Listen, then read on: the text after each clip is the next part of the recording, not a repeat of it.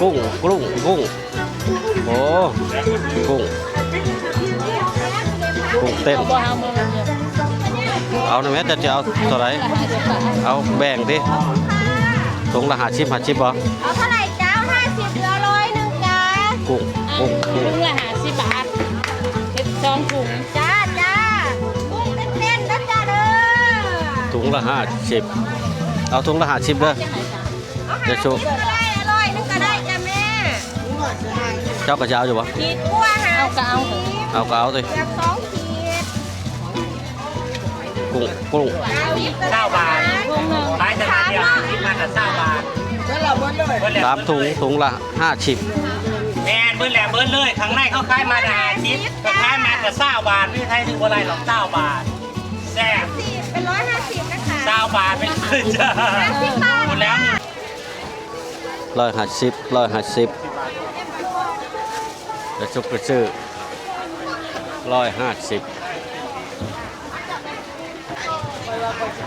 เห็น FC คอยเลย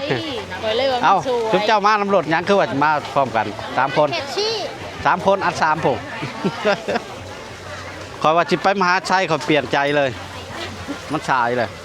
9 โมงเลยตอนนี้มาหลอกอาหารบ้านเฮา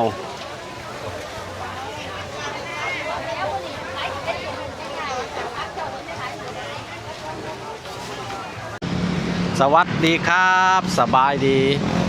มื้อนี้ก็เป็นมื้อวันอาทิตย์วันที่30พฤศจิกายน2568มื้อนี้ก็เป็นวันอาทิตย์สิ้นเดือนพี่น้องมนต์บรรณากับ15พี่น้องไปเลาะตลาดลาวบางบอนตอนนี้เฮาก็ยืนอยู่ที่วิน2 แถวพี่น้องบางแคบางบอนก่อนอื่นเฮาจะไปเดินตลาดลาวบางบอนเขาก็จะได้พาพี่น้องไปเบิ่งสถานที่จอดรถก่อนพี่น้องเพื่อจะเข้าไปตลาดลาวบางบอนเพราะว่ามี FC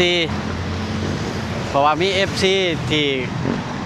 คอมเมนต์เข้ามาบอกสถานที่จอดรถแน่อยากไปตลาดลาวบางบอนปะเอาไปเบิ่งไปชมนำกันเลย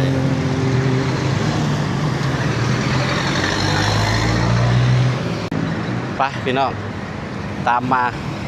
โอ้จิไปถามยายคนนั้นก่อนยายคนนั้นแล้วสิไปใส่ด้อนะเอ้ายายจะสิไปใส่นี่ไปตลาดลาวบางบอนโอ้มื้อนี้มีตลาดลาวบางบอนนะวันอาทิตย์เนาะเอ้าเจ้าคือแต่งโตไปที่เจ้าเป็นคนใส่นี่เป็นคนลาวโอ้เป็นคนลาวอยู่แข้งใดบ้านใดอยู่บ้านดงเลยอยู่บ้านดงหัวคำเมืองไซบุทองบ่เมืองไซบุทองแขวงสวรรณเขตแม่นบ่แขวงสวรรณเขตเนาะ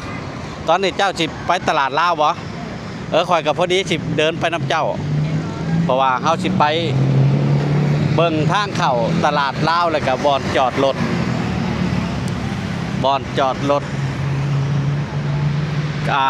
ที่ตลาดลาวเนาะพี่น้อง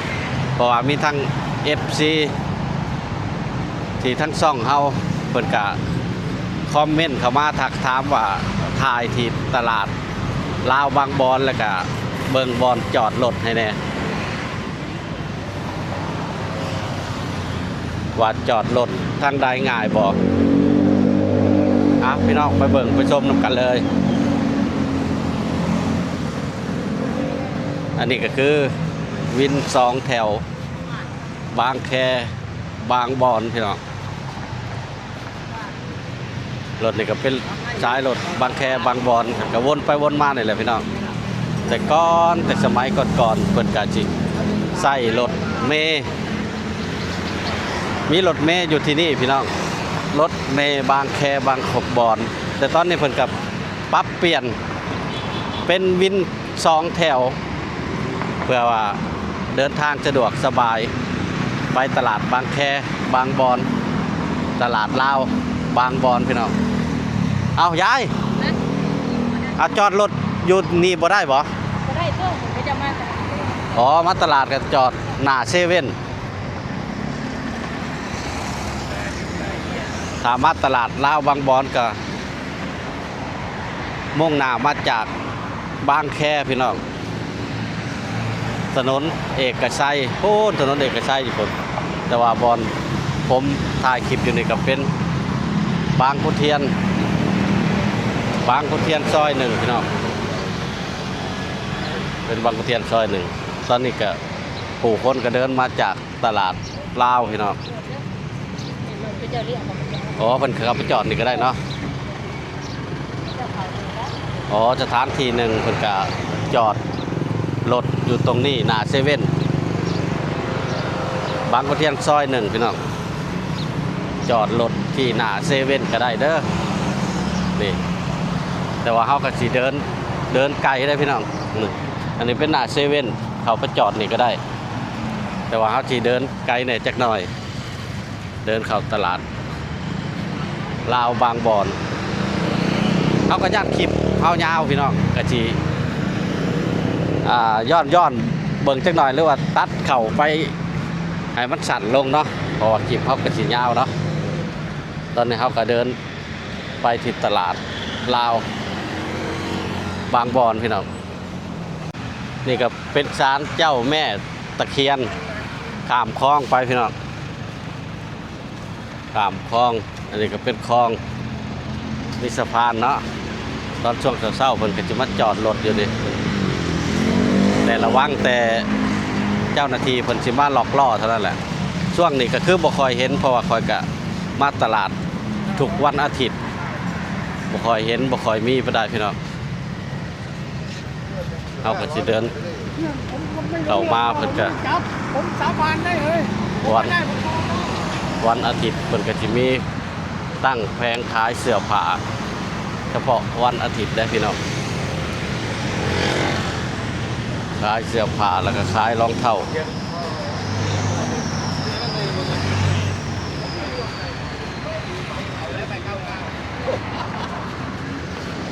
อันนี้ก็เป็นทางเข้าตลาดศรีลิไซซอย7พี่น้องทางเขาศรีลิไซตลาดศรีลิไซซอย7ถ้าเขาพังนี่ก็ได้พี่น้องเขาพังนี่ก็ได้เขาไปนี่ก็จิเดินเข้าไปกับไปทะลุใส่กันกับตลาดลาวบางบอนคือกันพี่น้องแต่ว่าสิให้เบิ่งบรรยากาศที่ถนนบางขุนเทียนพี่น้องก็เจ้าก็มาจากตลาดลาวต้นนั้นเต็มอยู่เนาะมาเก็บข้าวเก็บของอยู่ที่นี่เนาะ ก็จะเขามาจอดแค่นี้นะ อันนี้ก็เป็นบอนจอดมอเตอร์ไซค์เด้อพี่น้องเด้ออันนี้เป็นบอนจอดมอเตอร์ไซค์สำหรับมอเตอร์ไซค์อันนี้ถนนบางขุนเทียน ก็จะเขาไปจอดที่เซเว่น รถใหญ่ก็สิไปจอดอยู่เซเว่นเนาะจอดมอเตอร์ไซค์ได้พี่น้องแล้วเลยถนนบางขุนเทียนเขาก็ไปเดินตลาดแป๊บเดียวตอนนี้ครับเราก็เดินเข้ามาที่ตลาดลาวกระทิดกับถนนบางขุนเทียนนี่แหละพี่น้องใกล้กันเลยเดินเข้ามาเบิ่งเลยนี่มาถึงแล้วพี่น้องกระปูของกินของขายบ้านเฮาพี่น้อง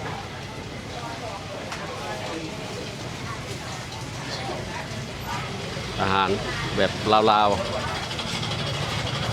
ๆมาถ่ายทุกวันอาทิตย์มารีวิวให้พี่น้องเบิ่งมาเรื่อยๆก็จะเบื่อกันเด้อพี่น้องเลยเพราะว่ามื้อนี้ก็มี FC เพิ่นบอกอยากรู้จักทางเข้าทางจอดรถอันนี้เป็นมะขามอาหารการกินบ้านเฮาไปเดินเข้าไปข้างในผม 30 บาท เป็นกระปู ได้ค่ะ ของกินแบบลาวๆอาหารบ้านเฮามะกอก มึงบอกมันตามแล้วเสียไป มะกอกกับนี่เด้พี่น้องมะกอกกับนี่มัน ได้อยู่มื้อเดียววันนี้ อะไรเนี่ยเผือกน้ำเผือกหนูนาชมกระถอกกระทันไป เข้าไปข้างในพุ่นละเป็ดไก่พุ่นละ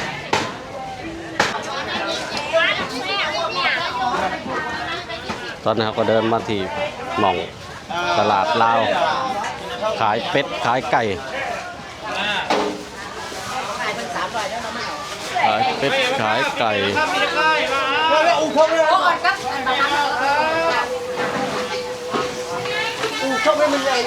ปลา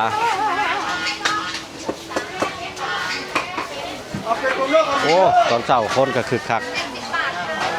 มาก รู้ได้มันจะเบิดซื้อห้าไปน้ำในไปปล่อยมาอยู่ เลยปลาพี่น้องมาตะปล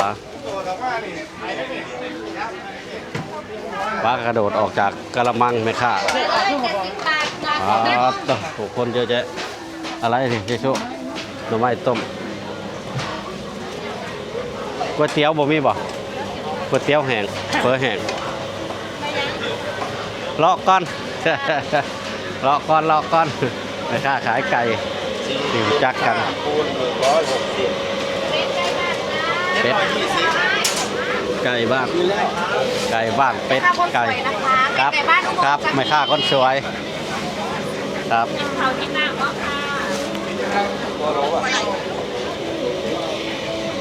นี่เป็นรางวัลโอ้คึกคักช่วงเช้าเป็ดไก่เขามาซอยนี่ต้องเจอเป็ดไก่ก่อนพี่น้อง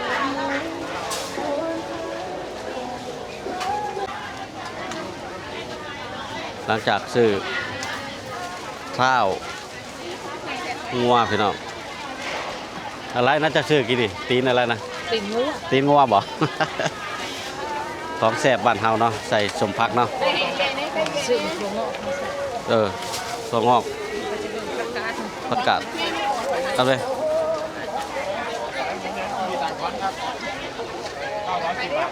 ผักกาด กันจะบาด กำจักบาทกำละ10กำละ10คือคักเนาะมาเบิดทีมเลย คือคักลูกกับมาเนาะ แมนครับ ป๊าตัวบ่ถาม ต่อยกันทำมาหากินเนาะ บ่ถามก็ฮู้พอกับลูกนี่ ว่า หุ่นเดียวกันโลดคือกันโลด ไปนั่งเผาในท้อง ก๊อปออกมาอันเดียวกันเลย พิมพ์เดียวกันเลย ว่าเอายังบอกมึงน่ะ เด้ยายเพิ่นเอายังบ่เอาพักเลาะเบิ่งก่อนเลาะเบิ่งก่อนปลาหนูนาพี่น้องนี่หนูนาหนูบ้านเฮาช่วงนี้ได้หนูมันเนาะหนูแซ่บหนูมันหอย หางหัวไปไว้วันนี้หางหัว300ค่ะขา100 หางัวปลาทุกคนคือคักมากพี่น้องดูตอนนี้เวลา9 โมงวันอาทิตย์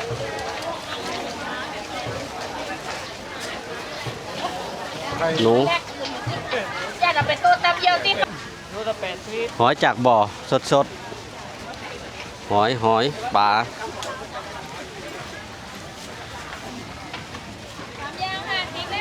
ไปเดินคนมาเดินแก่หนาวคนก็เยอะพี่น้อง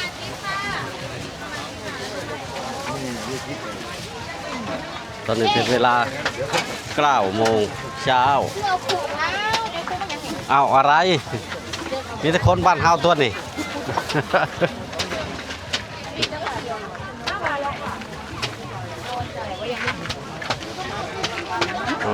ตึกคัก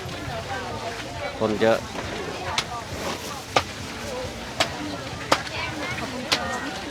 คนเยอะมากคนหลายกับคนเยอะกับคนหลายพี่น้องเยอะมากคนหนาวคนกำลังออกมา8 โมงเช้าผู้คนซอยเนี่ยคือจะเข้าบ่ได้แล้วพี่น้องคือจะเข้าบ่ได้แล้วซอยฮะเอาบ่เข้าก็ได้คันบ่มีหนังสือเข้าบ่ไป เขากับเขา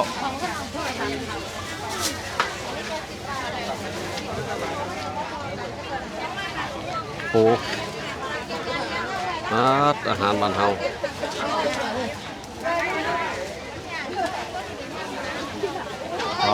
คนเยอะคนเยอะก็ได้เข้ามาแล้วเข้าไปเลย เข้ามาเลยจังกี่ถอยว่ามิดอาทิตย์หนึ่งมีเทื่อหนึ่งได้เจ้าอาทิตย์หนึ่งมีเทื่อเดียวเท่านั้นได้เจ้าที่ถอยเจ้าก็รออีกอาทิตย์หน้าผู้ใดผมมีที่นี่ทีเดียวอาหารบ้านเฮาพี่น้องผู้คนก็เยอะ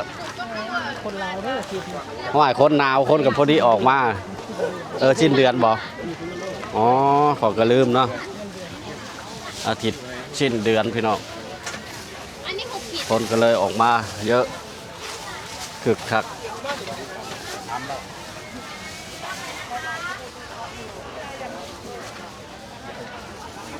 อาหารบ้านเฮาพี่น้องนกเป็ดไก่ปูลูกหนึ่งลูกละ200ปูเป็นกระปู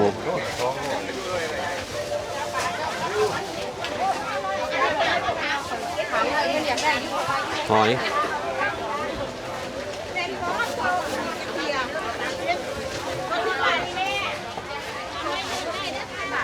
ปลากระปูปู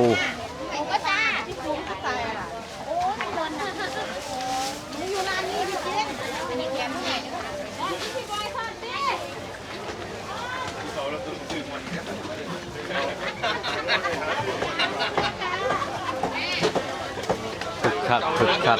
เลือกได้ป่ะ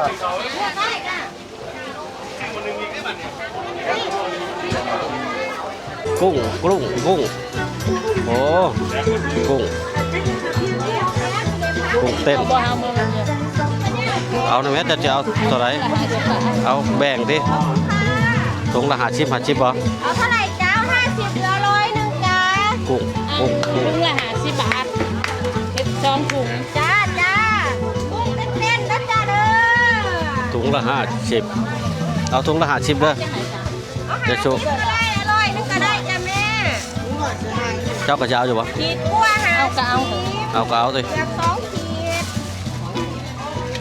กุ้ง9 บาทขายแต่เดียวคิดมาแต่9 บาท3ถุงละ50แม่เบิ้ลแหลมเบิ้ลเลยข้างในเขาขายมาแต่50ก็ขายมาแต่9 บาทไม่ไทยถึงอะไรหรอก9 บาทแซ่บเป็น150นะคะ9 บาทเป็นเลยจ้า50 บาทหมดแล้วไปคนเยอะคึกคักเอาเร็วกอกมะกอกเอาได้ไหมไปตำใส่กอกเรือชามถุงไป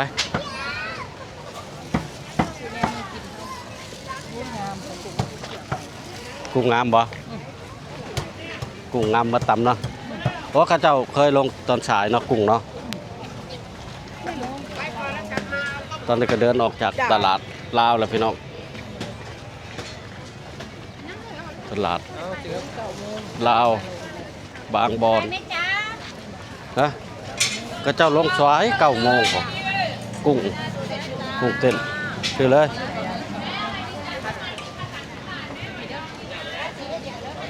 ตอนนี้ก็เดินออกจากตลาดลาวพี่น้อง